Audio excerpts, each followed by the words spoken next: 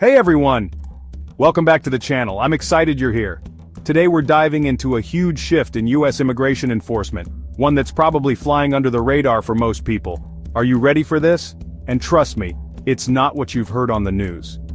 The narrative around immigration enforcement is always complex, but what's really happening is even more surprising. Since the start of Donald Trump's second term, things have changed dramatically. ICE arrests of immigrants with no criminal record have skyrocketed by more than 800%. That's not just a small increase, it's a massive surge that we need to talk about. Yeah, you heard that right, 800%. That number is jaw-dropping. It shows just how much enforcement priorities have shifted.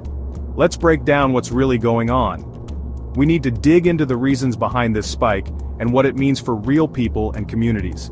According to a brand new analysis by The Guardian, get this. Between January and June of this year, ICE arrested over 236,000 undocumented immigrants. That's a staggering number for just 6 months. What's wild, most of these people had no criminal record at all. They were, for all intents and purposes, just regular law-abiding folks. That's a huge departure from what the administration claims. They say enforcement is focused on dangerous criminals. But the official line doesn't always match reality. So what changed? What new policies or directives led to this dramatic spike in non-criminal arrests? Let's find out. Inside ICE, new directives are pushing officers to ramp up arrests like never before. That includes something called collateral arrests. This is a key reason for the surge. That means if you're in the wrong place at the wrong time, watch out! Say you're just there while ICE is looking for someone else. You could still end up in detention. Can you believe it? Even if you've never been charged with a crime. This raises serious questions about due process and the risk of innocent people getting caught up. And it's not just ICE anymore, things are expanding fast. More federal agencies and even local police are getting involved. They're all getting swept into this enforcement net. The expansion raises big questions about oversight and accountability. All of this has led to a pretty serious problem. Detention centers are overflowing. The system is struggling to keep up with the sheer number of people being detained. Overcrowding brings up huge questions about health, safety, and the basic rights of people being held, many of whom have clean records. The conditions in these packed facilities are a growing concern for human rights groups.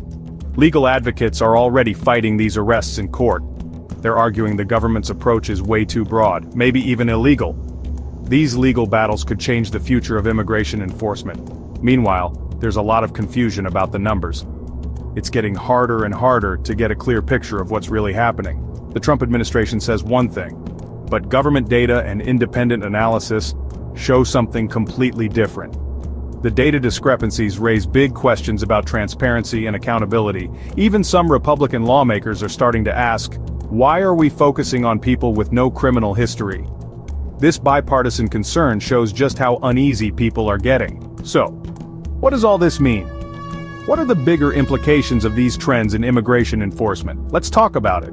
It means the debate over immigration enforcement is only getting more intense. The stakes are high and the conversation is heating up. And as the numbers go up, so do the stakes. For immigrants, advocates, policymakers, everyone. And really for anyone who cares about human rights and the rule of law. Fairness, justice, and due process are at the heart of this debate. That's the latest. Catch you in the next video. Thanks for watching, and don't